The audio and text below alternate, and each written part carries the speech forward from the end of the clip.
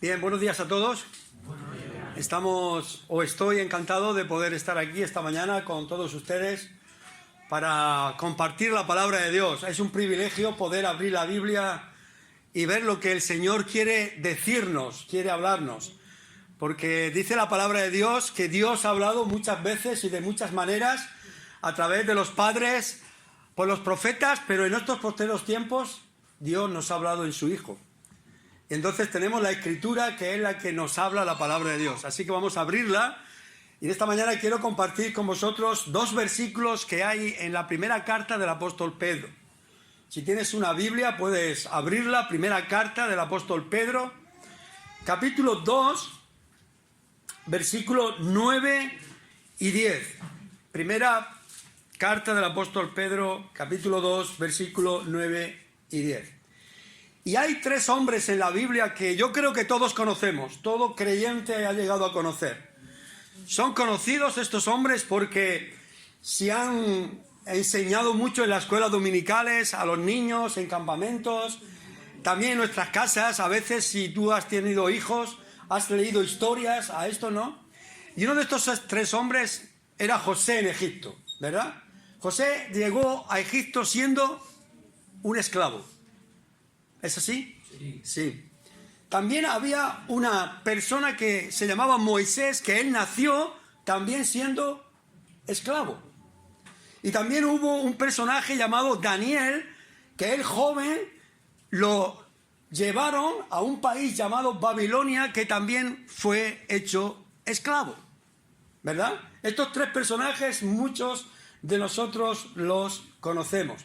Pero si leemos la historia, vemos que Dios cambió la historia de estas personas. José, de ser esclavo, pasó a ser, ¿qué? Gobernador de Egipto, por la soberanía de Dios. Moisés, de nacer esclavo, ser dejado en una canastilla en el río, llegó a ser hijo de la hija de Faraón y llegó a ser el libertador de Israel, ¿verdad? Daniel llegó joven a Babilonia y de ser esclavo pasó a ser gobernador de gobernadores. Y es que Dios hace milagros. Dios es soberano y Dios hace lo que quiere, como quiere y a quien quiere. Él es el rey del cielo y de la tierra. No hay nadie que detenga su mano, dice el libro de Daniel, y pueda decirle a Dios qué haces. Él es el creador del cielo y de la tierra. Él es el que da a todos aliento y vida. Él es nuestro Dios, nuestro creador. O sea, en esta mañana no estamos hablando de alguien que el hombre ha inventado, un Dios que el hombre ha inventado, que lo pone ahí, que tiene ojos y no ve, que tiene oídos y no oye, manos y no palpa. No, estamos hablando del Dios creador. El Dios verdadero, el Dios que hizo los cielos y la tierra. Y cuando leemos la historia de esta carta primera de Pedro, estos cinco capítulos, vemos que el trasfondo de esta carta es el sufrimiento. Esta carta está escrita a personas que están sufriendo, pero están sufriendo por causa del Evangelio. No sufren porque le han pillado robando o le han pillado haciendo cosas mal. No, sufren porque son creyentes y en aquel tiempo, año 64 aproximadamente del siglo I, reinaba un tal Nerón, que lo habéis oído, y él era un feroz perseguidor de los cristianos. Y estos cristianos están sufriendo la persecución.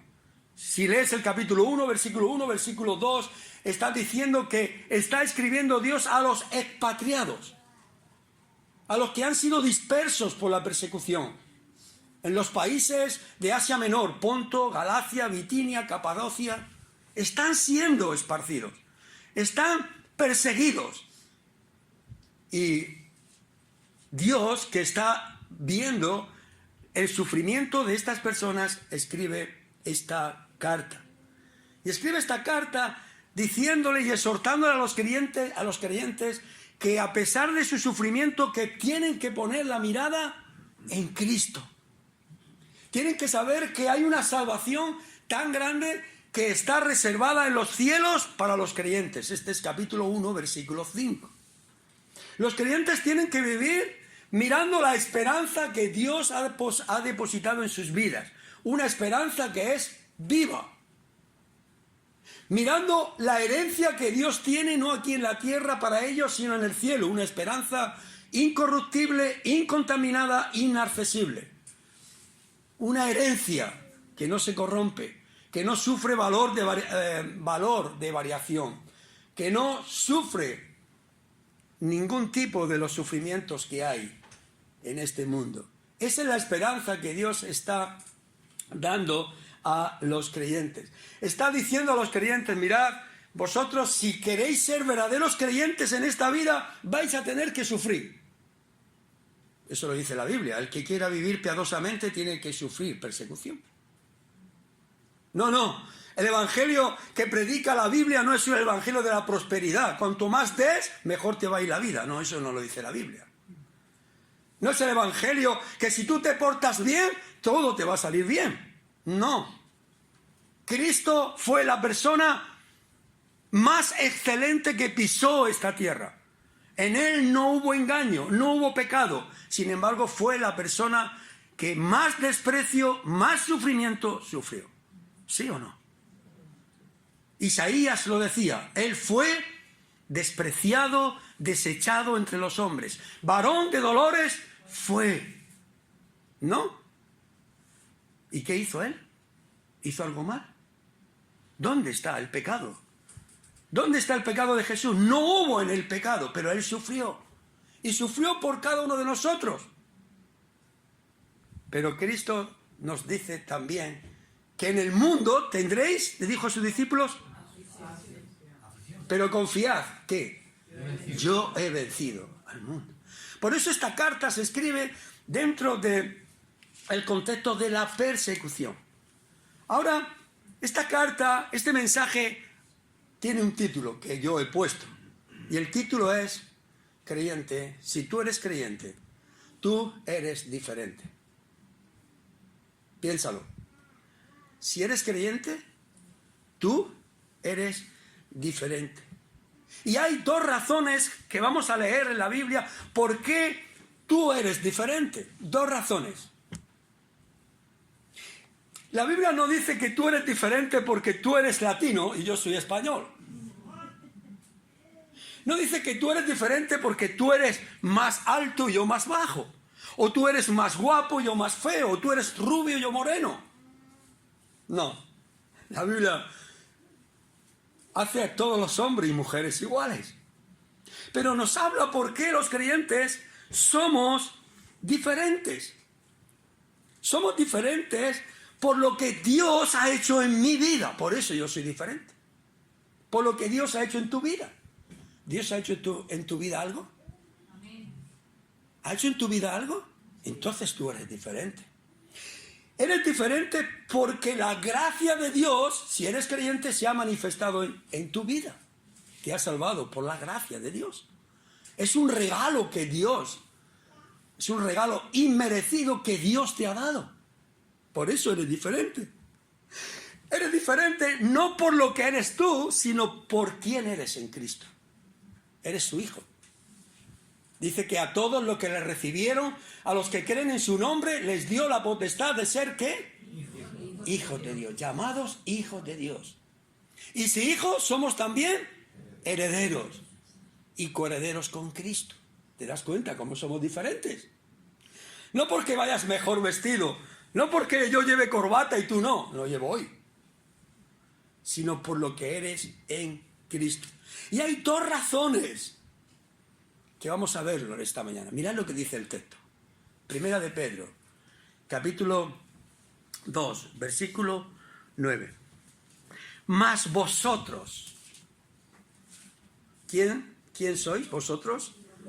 Los creyentes, aquellos que habían sido expatriados, que estaban siendo perseguidos, que vivían en Asia Menor, en el Ponto, Galacia, Bitinia, Capadocia, todos habían dejado sus casas, sus familias, por la persecución. Sus maridos, muchos habían sido crucificados, muertos, otros echados al foso, al circo de los leones.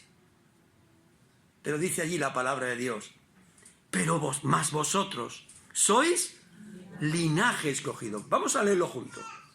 Real sacerdocio, nación santa, pueblo adquirido por Dios, para que anunciéis las virtudes de aquel que os llamó de las tinieblas a su luz admirable. Vosotros que en otro tiempo no erais pueblo, pero que ahora sois pueblo de Dios, que en otro tiempo no habíais alcanzado misericordia, pero ahora habéis alcanzado misericordia. Pero vosotros. Hay dos razones porque el creyente es diferente. Y en primer lugar es por su identidad. ¿Tú tienes un carnet de identidad? Bueno, todos los que sois nacionalizados en España tenemos el DNI, otros tendréis otro documento, pero todos tenemos una identidad con la cual tenemos que identificarnos cuando las autoridades, cuando vamos a hacer cualquier cosa en el gobierno, ¿verdad? Te piden tu identidad. Pues Cristo igual, nos ha hecho una identidad si tú eres creyente. Pero esta identidad es totalmente diferente. Pero mirad qué identidad.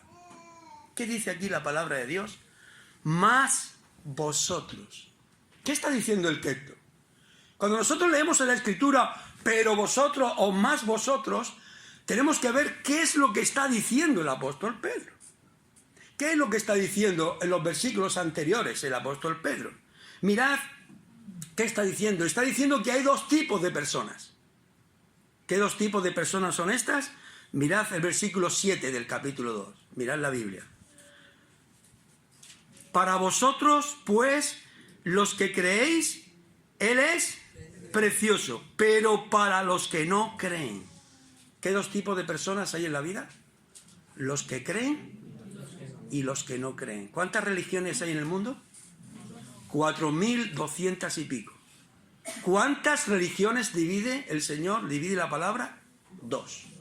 Los que creen y los que no creen. Los que creen en Cristo y los que no creen en Cristo. Dice la palabra de Dios que para los que creen en Cristo, dice el versículo 7, Cristo para nosotros es precioso. Pero para los que no creen, dice que Cristo es la piedra que desecharon los edificadores, la cual ha venido a ser cabeza de ángulo, piedra de tropiezo, que tropiezan en Cristo, tropiezan en la palabra, por los cuales, dice, siendo desobediente, a lo cual fueron también destinados. Pero ahora sigue el texto, dice, más vosotros, los que creen. ¿Se dais cuenta? ¿Cómo el apóstol Pedro está enseñándonos lo que quiere decirnos Dios? Más lo que creen. ¿Eres tú creyente? Esta palabra es para ti. Más lo que creen tienen una identidad. Sois diferentes. ¿Por qué? Porque sois linaje, ¿qué? ¿Y qué quiere decir esto? Linaje escogido. Fijaros que el apóstol Pedro coge un texto del Antiguo Testamento donde está hablando de cuando Dios escogió a su pueblo Israel. ¿Para qué Dios escogió a un pueblo, a su pueblo Israel? Para que fuese un pueblo escogido, un pueblo fiel a Dios. ¿A qué pueblo escogió Dios? Israel, el pueblo escogido por Dios, ¿no? Si nosotros leemos Deuteronomio 7, versículo 6, leemos allí, Dios, yo te he escogido para que seas un pueblo santo para el Señor, Israel. Un pueblo especial. Pero yo no te he escogido porque vosotros sois mejores que otros pueblos, porque sois un pueblo insignificante, sino porque yo os he amado. Ya está, punto. ¿Por qué Dios escogió a Israel? Porque os amó. Por eso soy mi especial tesoro. Y por eso yo os he sacado de Egipto. Ahora, ¿para qué Dios escogió a un pueblo Israel? Tan criticado en estos tiempos. ¿Por qué Dios lo escoge? ¿Por qué Dios escoge a un pueblo? Dios escoge a un pueblo, Israel, para que ese pueblo dé a conocer a las naciones el Dios vivo y verdadero. Hay un Dios vivo y verdadero. Y vosotros, pueblo de Dios, Israel, tenéis que dar a conocer a este Dios. Tenéis que dar a conocer con vuestra conducta, con vuestra vida, que este Dios es un Dios santo. Que este Dios es un Dios único, verdadero. Tenéis que manifestar a este Dios en vuestro trabajo, en vuestras familias, en vuestras fiestas, en vuestros días de reposo, en vuestras comidas. Si leemos Levítico veremos que tenían prohibido muchas comidas, el pueblo de Israel. En vuestras comidas, en vuestros sacrificios, en vuestra vida tenéis que demostrar que Dios vive, que ha sido Él que os ha sacado de Egipto y que sois un pueblo santo para Dios, un pueblo apartado. ¿Fue eso lo que quería Dios para el pueblo de Israel? ¿Sí? Y ese texto lo escoge Pedro para hacernos ver algo y decirnos: vosotros sois linaje escogido. Pero ¿qué pasó con aquel pueblo? Ese pueblo de Israel, ese pueblo fracasó. Dios dice: yo he creado este pueblo para que publique mis alabanzas, para que sean mis predicadores. Este pueblo de Israel tenía que ser un pueblo que alababa a Dios, que adoraba a Dios con sus cánticos, con sus alabanzas. Ahí tenemos el libro de los Salmos, que cantaban a Dios: mirad cuán bueno y cuán delicioso es habitar los hermanos juntos en armonía. Alzaré mis ojos a los montes, ¿de dónde viene mi socorro? Mi socorro viene de Jehová, que hizo el cielo y la tierra. Ellos tenían que publicar las alabanzas de Dios. Pero no solamente eso, tenían que decir: nuestro Dios está en los cielos, todo lo que quiere ha hecho, Él es Dios santo. Esto es lo que tenía que decir el pueblo. Y esa santidad se manifestaba en la vida de los creyentes, la vida del pueblo de Israel. Pero ese pueblo falló, ese pueblo fracasó, desobedeció, fue desleal. Si lees Isaías 43, 21, dice: pero no lo hiciste, te cansaste de mí. Jeremías, casi llorando, decía: dos males ha hecho mi pueblo, me dejaron a mí fuente de agua viva y cavaron para ellos cisternas que no retienen el agua. Qué fracaso, ¿verdad? Un Dios que te ha sacado, que te ha bendecido, que te ha dado todo lo que necesitas y ahora lo desprecias. Tanto fue su fracaso que cuando Cristo, el Hijo de Dios, viene a la tierra, llega a Jerusalén, ¿qué dicen los que están allí, los israelitas, el pueblo judío? ¿Qué dicen? Crucifícale, crucifícale. ¿Se des cuenta? Por tanto, Dios desecha por un tiempo a este pueblo. Y entonces Él escoge a otro pueblo que es su iglesia. Su iglesia. Un pueblo. Desecha a Israel, escoge su iglesia. ¿Quién forma su iglesia? ¿Quién forma la iglesia de Dios? ¿Quién forma la iglesia del Señor? Todos aquellos que han escuchado el Evangelio, todos aquellos que han escuchado que Cristo vino del cielo a la tierra, murió en la cruz por sus pecados, se arrepienten de sus pecados, creen en Cristo como Señor y Salvador, y Dios lo hace sus hijos. Esto es el Evangelio. Esos son los que forman la iglesia del Señor. Está formada de personas pecadores que se han arrepentido. ¿Sí o no? ¿Sí? Está formada de personas que han puesto su fe en Cristo. ¿Sí o no? La fe viene por el oír por la palabra de Dios. ¿No? Así es. Y entonces Dios os ha salvado a estos creyentes y dice: vosotros sois linaje escogido. ¿Quién es linaje escogido? La iglesia. ¿Quién es la iglesia? Todos aquellos personas que se han arrepentido y han creído en Dios como Señor y Salvador de su vida. Han dado un giro de 180 grados en su vida y ahora viven para servir, para adorar, para glorificar y para decir al mundo de fuera que yo soy pueblo de Dios, que yo soy santo y mi santidad quiero que tú la veas para que también puedas conocer a Dios. Efesios capítulo 2, 4, 5. Pero Dios, que es rico en misericordia, por su gran amor con que nos amó, aun estando muertos en nuestros delitos y pecados, nos dio vida juntamente con Cristo. Por gracia sois salvos. Y esto no es de vosotros, sino es don de Dios. ¿De quién es la salvación? De Dios. Por eso Él nos dice esto: sois linaje escogido. Hermanos, yo, Adolfo, que algunos no me conocéis casi, algunos sí me conocéis, ¿no? Pero yo era un esclavo en este mundo. Yo era un religioso, yo era un desobediente, un ingrato. Pero un día Cristo me resucitó. Yo estaba muerto en mi delito de pecados. Cristo me resucitó. Me hizo su hijo, me puso en su pueblo y ahora estoy aquí para adorar, servir y dar testimonio de que hay un Dios verdadero que vive, que reina, que da aliento a todo ser viviente, que es el que hace salir su sol sobre creyentes y no creyentes, sobre justos e injustos, y es el que yo quiero predicar, testificar y honrar. Por eso somos diferentes. Si tú eres creyente, eres diferente, porque eres linaje, ¿qué? Escogido. Esa es tu identidad. Díselo a tu alma. Yo soy diferente, pero no por lo que yo soy, sino por lo que Cristo ha hecho en ti. Ahora dice la palabra de Dios que no solamente eres linaje escogido, sino también que eres... ¿Qué dice el texto? Real sacerdocio. Uy, madre. En el Antiguo Testamento, siempre el apóstol Pedro escoge pasajes del Antiguo Testamento. En el Antiguo Testamento habían dos grandes instituciones, el rey y el sacerdote. Estas eran dos grandes instituciones.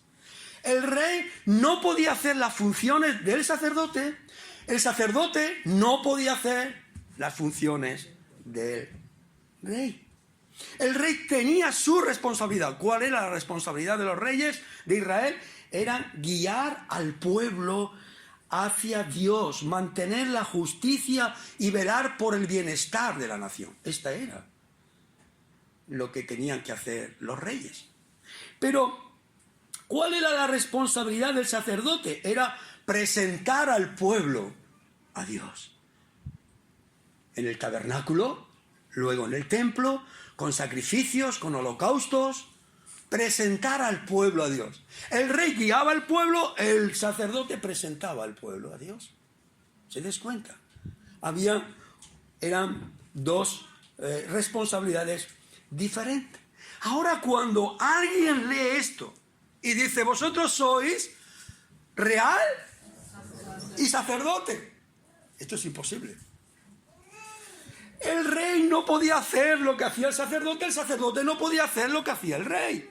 Esto es imposible. Además, para tú ser rey en Israel, tenías que ser de la descendencia de la tribu de David, que era de la tribu de Judá. Y para ser sacerdote tenías que ser descendencia de Leví, que era de la descendencia de Aarón, ¿verdad? Pero no podía ser las dos cosas. Pero ahora la iglesia, el Señor dice, vosotros sois real sacerdote. ¿Por qué? Eso no podía ser en el pueblo de Dios. No podía ser Israel. ¡Qué privilegio tenemos, hermanos! Real sacerdocio. Somos. El Señor nos quiere hacernos ver que tenemos, si eres creyente, la posición más alta que un creyente puede tener. Rey y sacerdote. Las dos instituciones más altas de la sociedad en Israel. Y dice, vosotros sois real y sacerdote. ¿Por qué? Porque Cristo Jesús era rey y era sacerdote. Pero eso no lo digo yo. Mirad lo que dice, por favor. Vamos a ir un momento a Hebreos, capítulo 7. Mirad lo que dice Hebreos, capítulo 7. Versículo 17. Bueno, vamos a leer el versículo 2.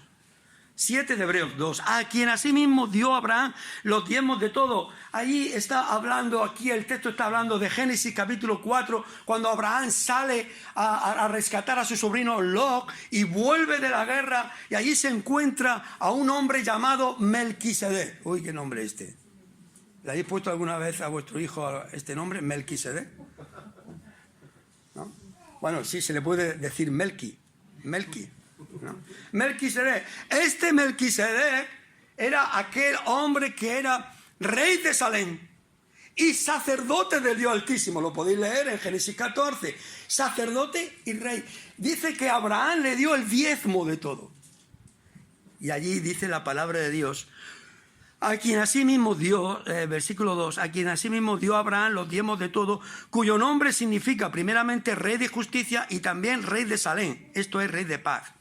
Sin padre, sin madre y sin genealogía, que ni tiene principio de días ni fin de días, sino hecho semejante al Hijo de Dios, permanece sacerdote para siempre. Y mirad lo que dice el versículo 17, pues se da testimonio de él: tú eres sacerdote para siempre, según el orden de Melquisedec. ¿De qué está hablando? De Cristo. Tú eres sacerdote para siempre, según el orden de Melquisedec. ¿Quién era Melquisedec? Era rey de Jerusalén, de Salem, y sacerdote del Dios Altísimo. Todos los que hemos nacido de nuevo, los que somos creyentes, somos rey y sacerdotes. Por eso Primera de Pedro dice: tú tienes una identidad preciosa, maravillosa. Míralo. Yo soy diferente, soy real sacerdocio. ¿Por qué? Por Cristo. Algo imposible. Real sacerdocio. Por eso Cristo, cuando lo vemos en la tierra como rey, ¿qué hacía como rey? A Cristo le querían hacer rey en una ocasión, cuando él multiplicó 5 panes y 2 peces para darle de comer a 5.000 personas. Lo querían hacer rey, pero él huyó. Pero en verdad era de la ascendencia real de David y él era rey. Pero él como rey, ¿qué hacía? Él guiaba al pueblo hacia Dios. ¿Quién dijo: yo soy el camino, la verdad y la vida, y nadie va al Padre si no es por mí? ¿Quién lo dijo? Cristo. Pero como sacerdote, ¿qué hacía? Podemos leer la oración más larga que el Señor hizo en Juan 17. Él se postraba allí y oraba incansablemente a Dios, presentando al pueblo ¿a quién? A Dios. Porque era el que hacía la función de rey y de sacerdote. Y ahora los creyentes tenemos una nueva identidad. Dice la palabra de Dios: sois real sacerdocio. ¡Qué maravilla, hermanos! Real sacerdocio. Algo maravilloso que ninguna persona puede tener si no es creyente. Los que creemos en él somos hechos rey y sacerdocio. Por eso tú eres diferente. Porque eres linaje ¿qué? Y eres real sacerdocio. Pero aún falta más. ¿Qué dice la palabra de Dios? Nación santa. Nuevamente el Señor vuelve al Antiguo Testamento, porque quiere hacernos ver que la iglesia que Él ha creado, que Él ha instituido, que Él ha salvado, que Él ha muerto por esa iglesia, Él quiere darle las mismas bendiciones que le había dado a su pueblo Israel. Nación santa. ¿Dónde está esto? En el Antiguo Testamento. Tú coges el libro de Éxodo y cuando el pueblo de Israel sale de Egipto y llega al Sinaí, allí el Señor dice estas palabras: vosotros me seréis un reino de sacerdotes y gente santa. Éxodo 19:6. Ha salido Israel de Egipto. Han cruzado el Mar Rojo. Han llegado al monte Sinaí. Y el Señor dice, vosotros me seréis un reino de sacerdotes y una nación santa. Y ahora Pedro escoge ese pasaje de Éxodo 19 y lo pone aquí en el 1 de Pedro capítulo 2 y dice, vosotros sois nación santa. ¿Qué quiere decir santo? Separado. Sois un pueblo separado para Dios. Eso es lo que está diciendo el texto. Israel se debía distinguir de las demás naciones por su santidad. Pero ¿sabéis lo que hizo Israel? No mantuvo esto, sino que Israel se mezcló con las demás naciones. Y no solamente se mezclaron con las demás naciones, sino adoptaron su forma de vivir y admitieron sus dioses, su perversidad moral, se mezclaron sus matrimonios, su adoración, etc. Dios dijo, no quiero saber nada de este pueblo. Él tenía que ser santo y no lo hizo. Dios escoge ahora un nuevo pueblo otra vez. ¿Cuál es ese nuevo pueblo? Su iglesia. Su iglesia. Compuesta por judíos y por gentiles. Todos aquellos que creen en Cristo, que se arrepienten de sus pecados, que ponen su fe en Cristo, Dios los salva y los hace su pueblo. Los hace su iglesia. ¿Para qué los hace su iglesia? Mirad, por favor, vuestra Biblia. 1 de Pedro, capítulo 1, versículo 15. Dice allí, sino como aquel que os llamó es santo, sed también vosotros. ¿Cuándo tenemos que ser santos? En toda nuestra manera de vivir. Porque escrito está. ¿Dónde está escrito esto? En el Antiguo Testamento. Ser santos porque yo soy santo. ¿Para qué escoge Dios a su pueblo, a su iglesia ahora? Para dar a conocer a este mundo su soberanía, su salvación, su autoridad, su santidad. ¿Quién va a dar a conocer a Dios si no es su iglesia, hermanos? ¿Quién lo va a dar a conocer? Decidme. ¿Una persona que no conoce a Cristo va a dar a conocer a Dios? No puede darlo. ¿Cómo podemos nosotros dar a conocer a Dios si andamos en pecado? ¿Podemos darle a conocer a Dios, hermanos? ¿Cómo podemos dar a conocer a Dios a mi vecino, a mi familiar más cercano, a mi compañero de trabajo, a todos los ámbitos de la sociedad? ¿Cómo? Si soy igual que ellos. Viviendo en santidad. ¿Estamos de acuerdo? Vosotros sois nación santa, un pueblo apartado. La iglesia, dice la palabra de Dios, lo podemos leer en 1 Timoteo, la iglesia es la casa del Dios viviente, columna, baluarte, ¿de qué? ¿Dónde se tiene que practicar la verdad, hermanos? ¿Dónde se tiene que practicar la santidad? Tú, yo, que formamos la iglesia del Señor. ¿Dónde el mundo puede ver a Cristo? Cristo vino, murió, resucitó, ascendió a los cielos y hemos celebrado en esta mañana que un día vendrá. Pero, ¿dónde la gente puede ver a Cristo? ¿Dónde?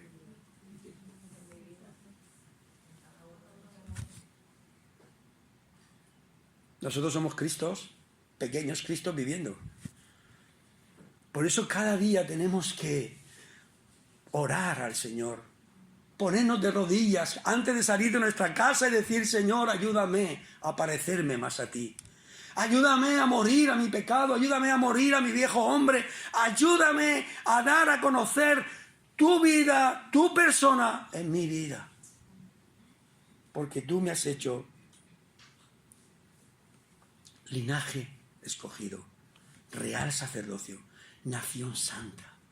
¿Habéis leído ese pasaje que dice, sin santidad nadie verá a Dios? ¡Oh! Dice la palabra de Dios, el Señor estaba enseñando en el sermón de la montaña y dice como dice, una casa puesta en la cima de una montaña no se puede esconder, ¿verdad? Una luz no se enciende y se pone debajo de la cama, sino que se pone encima para que alumbre toda la casa, ¿verdad?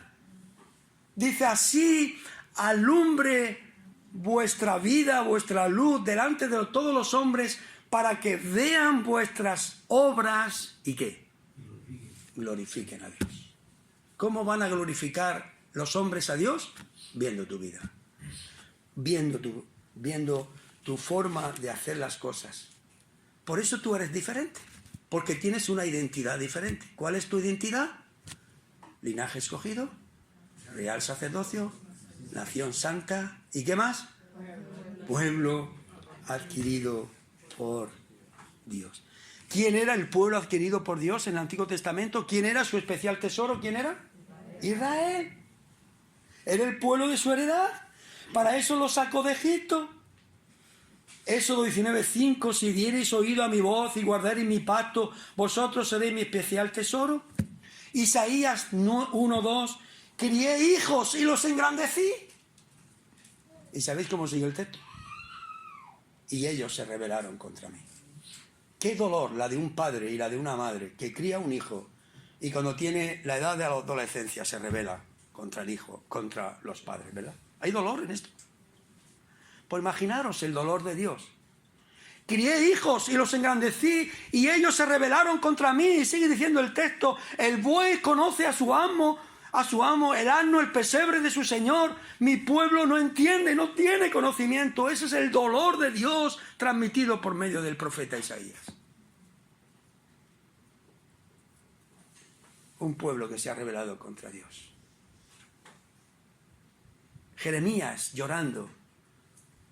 Él decía que andaban al pueblo de Dios, andad por las sendas antiguas, mirad cuál sea el buen camino, andad por él. Y ellos dijeron, no queremos. Lee Jeremías capítulo 6. Ahí está diciéndole. Dios desechó a este pueblo Israel, hizo un nuevo pueblo, su iglesia. Todos los que creen, se arrepienten, ponen la fe en Cristo, forman la iglesia de Dios. Pueblo adquirido por Dios. Ahora la pregunta es, ¿cuánto costó a Dios adquirir este pueblo de la iglesia? ¿Cuánto? Cristo mandó, Dios mandó a su Hijo, Cristo.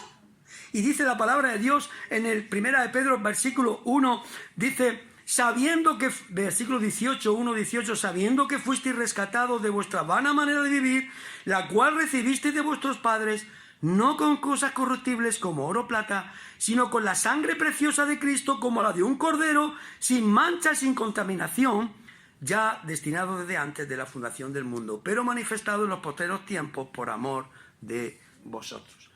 ¿Cómo hemos sido rescatados, hermanos? Con la sangre preciosa de Cristo, derramada allí en la cruz del Calvario. Nuestro rescate podía haber sido con oro o plata, ¿verdad? Con dinero. Pero eso no hubiese valido. Nuestro rescate vale la vida de aquel que era justo, de aquel que no cometió pecado, de aquel que no hubo falta en su lengua, en su boca. Eso fue el precio que Cristo pagó por ti. Por eso el Señor dice ahora, soy pueblo adquirido por Dios. ¡Nosotros! ¿Yo? ¿Pero quién soy yo? ¿Quién soy yo para ser pueblo de Dios?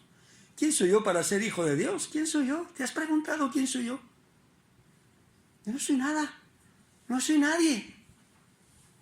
Y aún dice vosotros que en otro tiempo no eres pueblo de Dios. No. Que no había alcanzado misericordia. Ahora hemos alcanzado misericordia. ¿Sabéis qué es la misericordia de Dios? La misericordia de Dios es la que nos da aquello que no merecemos. Eso es misericordia. Cuando tú das a una persona aquello que no se merece, estás siendo misericordioso. Y eso es lo que hizo Dios con nosotros. Nos dio aquello que no merecemos, nosotros malos, pecadores. Desde la planta del pie hasta la coronilla, podrida llaga, Cristo viene y muere en la cruz para pagar mi pecado. Yo, enemigo de Dios, injusto, blasfemo, no quiero contar mi vida antes de conocer a Cristo, ahora soy hijo de Dios, por la gracia y por la misericordia de Dios. Tú eres diferente, no por quién eres tú, no por tu fuerza, no por tu riqueza, no por tu poder, no porque eres más listo que nadie, sino eres diferente por a quién perteneces. ¿Estáis de acuerdo? ¿Sabéis que no somos nada? Que lo que somos es gracias a quién? A Cristo, al Señor. Mirad, en el año 2009, el jugador de fútbol Andrés Iniesta, no sé cuántos soy de Barcelona, pero los que soy de Barcelona, allí está uno que me levanta así las manos. Los que soy de Barcelona conoceréis a este gran jugador que era Andrés Iniesta. Este hombre marcó un gol al Chelsea en el 2009 que le llevó al Barcelona a jugar la final de la Copa de Europa en Roma, la cual ganó. Las botas con las que marcó Iniesta este gol, ¿vale?, fueron subastadas. Después de más de 80 ofertas que recibieron aquellas botas, esas botas de Iniesta fueron vendidas por 21.000 euros. Yo no creo que vosotros vayáis a comprar una bota, estéis comprando botas todos los días por 21.000 euros. ¿Verdad? Este valor de estas botas, ¿por qué valían estas botas 21.000 euros? ¿Por su color? ¿Por sus tacos? ¿Por su cuero? ¿Por su marca? ¿Por qué? ¿Por a quién pertenecían? ¿Te das cuenta? Por eso se subastaron con tanto precio. ¿Por a quién pertenecían? Hermanos, Cristo ha pagado por nosotros un alto precio. Tenlo en cuenta. Míralo. Santifica tu vida. Vive para Cristo. Y cada mañana cuando te levantes, di: gracias, Señor, por la identidad que me has dado. Gracias por ser linaje escogido, real sacerdocio, nación santa, pueblo adquirido por Dios. Soy diferente, no por lo que yo soy, sino por lo que Cristo ha hecho en mí. Por eso nadie en la iglesia es protagonista. El protagonista en la iglesia, ¿quién es? Cristo, el Señor. Debemos de vivir la vida de la manera que Cristo se vea, no solamente cuando estoy en la calle, sino también cuando estoy aquí. Aunque aquí es más fácil que se vea Cristo que en la calle. Como decía aquel niño. Pastor, decía el niño, quiero que me vendan la puerta de la iglesia. ¿Para qué quiere la puerta de la iglesia? Porque, mi papá en la puerta de la iglesia son santos, son felices. Nunca se llevan mal, pero en mi casa se llevan tremendamente fatal. Si tengo la puerta de la iglesia en mi casa, quizás se llevan bien. Debemos de vivir de diferente manera. Juan el Bautista dijo: es necesario que él crezca para que yo mengue. Sí, se estaba refiriendo al ministerio, porque habían dos ministerios paralelos, Juan el Bautista y el Señor, y él se estaba refiriendo a ese ministerio. Es necesario que Cristo, yo mengue, pero que Cristo crezca, el ministerio de Cristo crezca. Así tenemos que ser nosotros. Recuerda estas palabras de esta mañana, llévatelo a tu casa. Todo lo que yo soy es por Cristo, si soy creyente. No soy nada, no tengo nada, nada me pertenece. Todo lo que soy es por Cristo. Nunca debe decir nada que te salte a ti. Yo conozco mucha gente que solo lo que habla es para saltarse a ellos. Cuando abres la boca, exalta a Cristo. No debes de hablar nunca de ti. Tú deja a los demás que hablen de ti. Pero tú no hables de ti. Yo. Había encontrado hombres, personas que hablan solamente del yo. Es que yo. Parece un disco grabado, es que yo. Es que mi libro. Nunca debes recibir gloria y aplausos de nadie. Hombre, la gloria y los aplausos tienen que ser para el Señor, para Cristo, no para ti. Todo lo que haces, nada tiene que ser para que te miren, para que la gente te vea, sino hazlo con excelencia para la gloria de Dios. ¿Qué haces en la iglesia? ¿Tocas la batería, la guitarra, cantas, repartes el pan, vienes a fregar cuando nadie te ve entre semana? Hazlo con excelencia, hazlo para la gloria de Dios. Recibe el aplauso del cielo. No esperes gloria del hombre, porque si esperas gloria del hombre ya tienes tu recompensa, ya. ¿Para qué te va a dar Dios? Ya te lo ha dado el hombre. Hagámoslos todo para que Cristo pueda verse en nuestra vida. Tenemos una identidad. Linaje, escogido, real sacerdocio, nación santa. Vale, y ahora una segunda razón, y con esta termino. Tenemos una misión. ¿Cuál es la misión? Hay que ver, ¿eh? ¿Cómo lo sabemos? Me alegro que lo sabéis. Yo creo que esto no lo he predicado aquí nunca, pero lo sabéis. Seguramente lo sabéis porque leéis la Biblia. Porque veis ahí, ¿no? La misión que tenemos ahora después de haber recibido esa identidad tan grande es que ahora debemos de anunciar las virtudes de aquel que nos llamó de las tinieblas a su luz. Nos llamó a su luz admirable. Nos llamó de las tinieblas a su luz. Nosotros que no éramos pueblo de Dios, que no teníamos la misericordia de Dios, ahora Él nos ha hecho su pueblo. Y hay una cosa importante en la Biblia, hermanos, que siempre el Señor, antes de hacernos ver lo que tenemos que hacer nosotros para Dios, Él te hace ver lo que Él ha hecho por ti. Hemos hablado de lo que Dios ha hecho por ti. Linaje escogido, nación santa, real sacerdocio, pueblo adquirido por Dios. Ahora te dice lo que tú tienes que hacer. ¿Para qué? Para que nuestra fuerza, nuestro valor, todo lo que quiero hacer no sea porque me sale de mí, sino sea por lo que Cristo ha hecho por mí. Como dice la palabra de Dios, le amamos ¿por qué? ¿Ves? ¿Te das cuenta? Tú no amas porque te sale de ti, te amas a Dios, le amas porque Él nos amó primero y así sucesivamente. ¿Cuál es tu misión? ¿Cuál es tu misión? Si Dios te ha dado esta identidad, ¿cuál es tu misión ahora? Anunciar las virtudes. ¿Y cuáles son las virtudes de aquel que nos llamó de las tinieblas a su luz? ¿Cuáles son las virtudes? ¿Cómo debo de predicar el evangelio yo a una persona que mañana me voy a encontrar en el trabajo, en el estudio, en la universidad, en el instituto, en la familia? ¿Cómo? Primeramente voy a hablarle de que yo tengo un Dios que es el creador del cielo y de la tierra. No hay otro. Ese es mi Dios, el que creó los cielos y la tierra. Mira, ven al balcón, ¿ves? ¿Ves el sol? ¿Ves las estrellas? ¿Ves la luna? ¿Ves los cielos? Mira lo que dice el Salmo 19. Los cielos cuentan la gloria de Dios.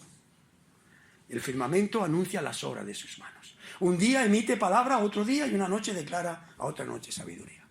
Ese es mi Dios. Segundo, ¿sabes que mi Dios es santo? Esta es una virtud de Dios. Es santo. Es tan santo que a su presencia no puede entrar ningún tipo de maldad ni de pecado. Es santo. Es un Dios creador que es santo. Pero ¿sabes qué de mi Dios? Es un Dios de amor. ¿Sabes por qué es un Dios de amor? Mira lo que dice la Biblia. De tal manera amó Dios al mundo que ha dado a su Hijo unigénito. Mas Dios muestra su amor para con nosotros en que siendo pecadores, Cristo murió por nosotros. Pero es un Dios también justo. Esto es una virtud.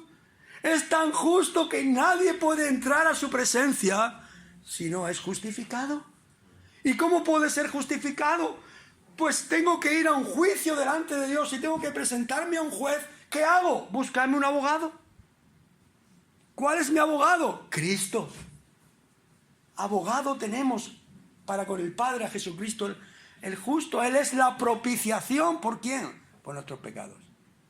¿Se dais cuenta? Las virtudes. Estas son las virtudes de Cristo. Él es soberano, Él es santo, Él es justo, Él es amor. ¿Y esto qué me dice? Esto me dice algo que dice la Biblia, que tú eres un pecador. ¿Yo un pecador? Sí. Mira lo que dice Romanos capítulo 3, versículo 10. No hay justo ni a un uno. No hay quien busque a Dios, no hay quien haga lo bueno. Por cuanto todos han pecado, todos estamos echados fuera de la gloria de Dios. Somos pecadores. ¿Hay alguno que no es pecador aquí? Levantad la mano, que no sea pecador. El niño, aún. El niño es pecador, pero aún no. Aún no. Por eso el Señor dice, dejad a los niños venir a mí, porque de ellos es el reino de los cielos. ¿Y qué tengo que hacer? Cuando yo salgo a la calle y predico las virtudes de aquel, predico qué es mi Dios, que tú eres un pecador, ¿qué tengo que hacer? ¿Qué le vamos a decir?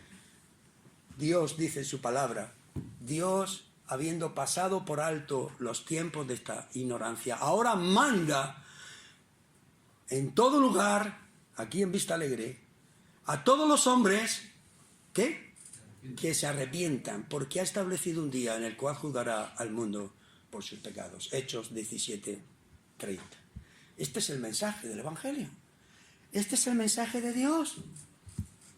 Este es el mensaje más importante. ¿Sabéis quién tiene este mensaje? ¿Quién tiene este mensaje? ¿Quién lo tiene? Nosotros. Todos aquellos que hemos creído en Cristo. ¿Qué hizo Cristo cuando vino a la tierra? Él dijo, el tiempo se ha cumplido, el reino de Dios se ha acercado. Arrepentíos y creed en el Evangelio. Esto fue lo que hizo el Evangelio de Marcos cuando empezó su ministerio. Cristo, ¿verdad? ¿Qué fue lo que mandó a sus discípulos antes de ascender a los cielos? Id por todo el mundo y predicad el Evangelio. El que cree y sea bautizado será salvo y el que no creyera será condenado. ¿Se dais cuenta? Me seréis testigos en Jerusalén, en Judea, en Samaria y hasta lo último de la tierra. ¿Fue lo que dijo el Señor en Hechos capítulo 1? Sí. ¿Y qué pasó en Hechos? Cuando se estableció la iglesia, todos iban predicando el Evangelio. Los que fueron perseguidos y esparcidos predicaron el Evangelio. Y se llenó el Evangelio en Jerusalén, y luego en Samaria, y luego llegó a Antioquía. Allí se convirtió el apóstol Pablo antes de llegar a Antioquía, y se esparció el Evangelio por todo el mundo. ¿Sabéis por qué? Porque la iglesia había entendido el propósito que él tenía. Era su misión anunciar las virtudes de aquel que los llamó de las tinieblas a su luz admirable. Recuerda, tú eres diferente. ¿Por qué? Porque tienes una identidad en Cristo y porque tienes una misión diferente. Anunciar las virtudes de aquel. Recordemos 3 personajes que hemos empezado al principio. ¿Quién eran? José, Daniel y Moisés. José llegó esclavo y fue, por la soberanía de Dios, fue gobernador. Moisés nació esclavo y por la soberanía de Dios, hijo de la hija de Faraón, y fue libertador del pueblo de Dios. Daniel fue esclavo y llegó a ser gobernador de gobernadores. ¿Para qué? ¿Para qué José llegó a ser gobernador? Para guardar a mucho pueblo con vida. Capítulo 50 de Génesis, léelo. Para guardar a mucho pueblo con vida. ¿Por qué Moisés llegó a ser libertador? Para guardar a mucho pueblo con vida. Él fue el que sacó a Israel de Egipto. ¿Por qué Daniel fue gobernador de gobernadores? Para guardar a mucho pueblo con vida. Él se mantuvo firme y allí hubo un edicto del rey Ciro que todos los que volvieran a Jerusalén a edificar el templo, a edificar la ciudad. Dios hace obra maravillosa que no entendemos muchas veces. Él es soberano. Para eso ha creado su iglesia. Para eso tú perteneces a la iglesia del Señor. Recuerda, eres diferente. Tienes una identidad. Tienes una misión. Que el Señor te ayude a cumplirla. Ora al Señor. Ponte de rodillas en tu casa delante del Señor antes que salgas de tu casa. Ora al Señor y dile: Señor, ayúdame a dar luz a esa identidad que tú me has dado y también a cumplir ese propósito con el cual, esa misión con el cual tú me has hecho tu hijo. Vamos a orar. Señor,